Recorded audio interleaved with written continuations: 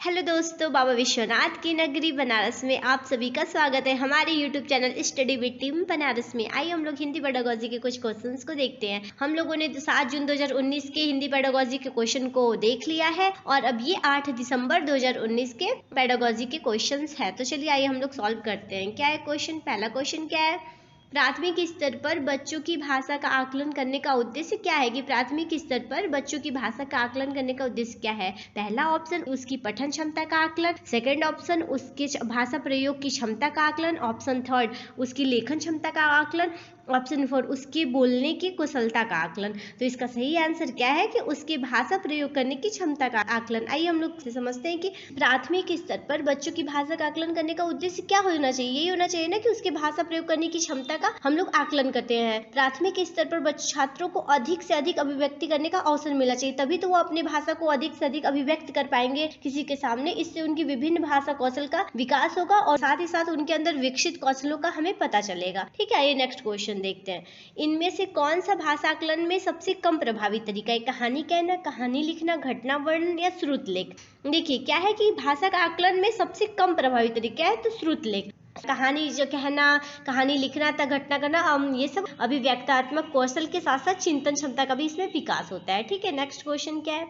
आकलन की प्रक्रिया में केवल बच्चे की क्षमताओं का आकलन नहीं होता बल्कि शिक्षक की शिक्षण प्रक्रिया का भी आकलन होता है। यह विचार है फर्स्ट पूर्णतः सही है, ऑप्शन 2 अंशतः सही है, ऑप्शन 3 पूर्णतः गलत है, ऑप्शन 4 निराधार है। तो ये क्या है? पूर्णतः सही है। आकलन की प्रक्रिया में केवल बच्चों की क्षमताओं का आकलन नहीं होता है बल्कि उनके शिक्षक की शिक्षण विधि का भी आकलन होता है। यह विचार एकदम सही है। क्यों सही है? क्योंकि देखिए हम शिक्षक बच्चों को किस प्रकार की शिक्षण विधि करा रहे हैं और किस तरीके से करा रहे हैं ये भी जरूरी होता है। ठीक है, तो इसका सही आंसर है ऑप्शन फर्स्ट, पूर्णतः सही है।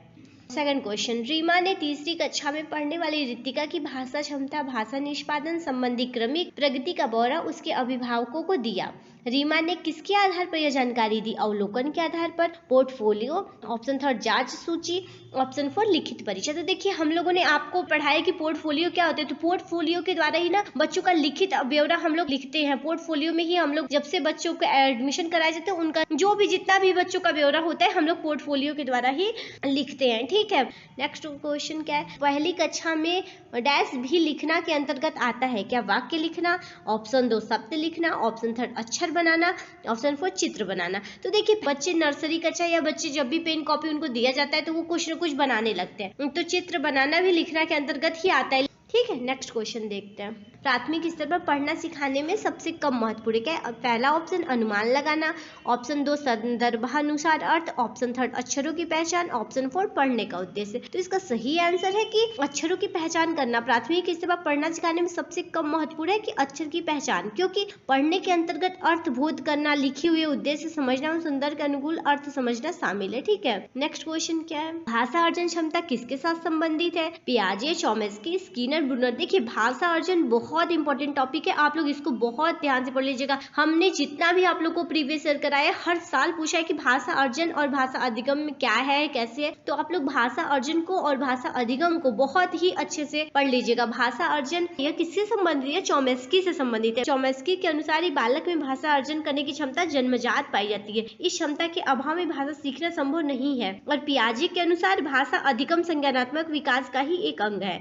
देखिए ये क्या कहते हैं? भाषा चॉम्स्की कहते हैं भाषा अर्जन करने की क्षमता बच्चों में जन्मजात पाई जाती है और पियाजे के अनुसार भाषा अधिगम संज्ञानात्मक विकास का ही एक अंग है। स्किनर ने क्या कहा है कि बच्चे अनुकरण द्वारा भाषा सीखते हैं। तो ये बहुत इंपॉर्टेंट है, आप लोगों ध्यान से इस चीज को तीनों को पढ़ लीजिएगा। एक चॉम्स्की क्या कहे हैं और एक पियाजे और एक स्किनर का। ठीक है, नेक्स्ट क्वेश्चन देखते हैं। प्राथमिक स्तर पर भाषा सीखने में भाषा संबंधी कौन सा संसाधन सर्वाधिक महत्वपूर्ण है? कंप्यूटर, बाल साहित्य, समाचार पत्र, टेलीविजन। तो क्या है? बाल साहित्य। नेक्स्ट क्वेश्चन, बच्चे अपनी मातृभाषा का प्रयोग करते हुए हिंदी भाषा की कक्षा में अपनी बात कहते हैं, यह बात डैश है? स्वाभाविक, निंदनीय, विचारणीय, अनुचित। तो यह स्वाभाविक है ना कि बच्चे अपनी मातृभाषा का प्रयोग करते हुए हिंदी भाषा की कक्षा में अपनी बात को कहते हैं। ठीक है, नेक्स्ट क्वेश्चन क्या है? बहुभाषिकता हमारी पहचान भी है और हमारी डैश व डैश का अभिन्न अंग भी है। क्या है? सभ्यता संस्कृति, सभ्यता साहित्य, संस्कृति साहित्य, संस्कृति चुनौतियों। तो क्या है पहला ऑप्शन? बहुभाषिकता हमारी पहचान भी है और हमारी सभ्यता एवं संस्कृति भी है। ठीक है, नेक्स्ट क्वेश्चन क्या है?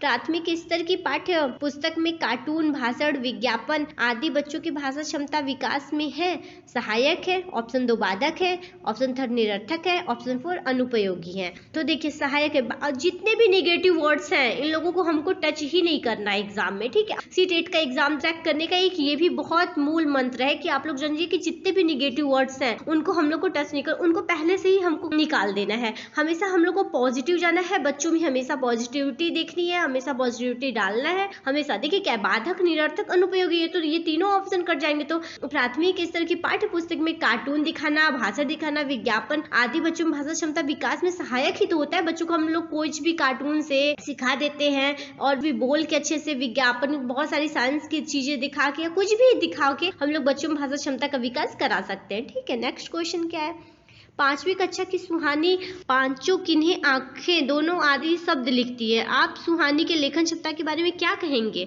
ऑप्शन फर्स्ट, वह अनुनासिक चिन्ह का प्रयोग बिल्कुल नहीं जानती, वह अनुनासिक चिन्ह के प्रयोग के प्रति सजग है, वह अनुनासिक चिन्ह के प्रयोग के प्रति लापरवाह है, वह अनुनासिक चिन्ह के नियम का अति सामान्यीकरण करती है। तो इसका क्या है कि वह अनुनासिक चिन्ह के नियम का अति सामान्यीकरण करती है, ठीक है। नेक्स्ट क्वेश्चन क्या है, विद्यालय में भाषा शिक्षण के लिए कोई कार्यक्रम शुरू करते समय सबसे महत्वपूर्ण क्या है? विद्यालय में भाषा शिक्षण के लिए कोई कार्यक्रम शुरू हम लोग करते हैं तो सबसे महत्वपूर्ण क्या है? बच्चों की लिखित क्षमता को पहचानना, बच्चे की सहज भाषाई क्षमता को पहचानना, बच्चे की सहज मौखिक अभिव्यक्ति को पहचानना, ऑप्शन 4 बच्चों की पठन क्षमता को पहचानना। तो इसका सही आंसर है कि बच्चों की सहज भाषाई क्षमता को पहचानना, ठीक है। नेक्स्ट क्वेश्चन क्या है, कई बार बच्चे स्कूल आते हैं तो 2 या 3 भाषाओं को डैश और बोलने की क्षमता से लैस होते हैं, पढ़ने, लिखने, रटने, समझने।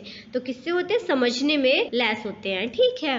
नेक्स्ट क्वेश्चन क्या है, किसी विषय को सीखने का मतलब है कि उस डैश को सीखना, उसकी डैश को सीखना। क्या अवधारणाएं और विषय वस्तु उपयोगी, अवधारणा और शब्दावली, ऑप्शन 4 शब्दावली और विषय। तो इसका सही आंसर क्या है? अवधारणाएं और शब्दावली। किसी भी विषय का समझ सीखने का मतलब यही है कि हम उसकी अवधारणा वो किस पर्पज से बनाई गई है वो हम सीख पा रहे हैं कि नहीं पा रहे, और उसकी जो शब्दावली जिस शब्द में वो लिखा गया है उसको सीखना है। ये दोनों ही बहुत महत्वपूर्ण होता है किसी भी चीज, किसी विषय को सीखने के लिए, ठीक है। और वीडियो अच्छी लगी हो तो लाइक और सब्सक्राइब जरूर करिएगा। Thank you.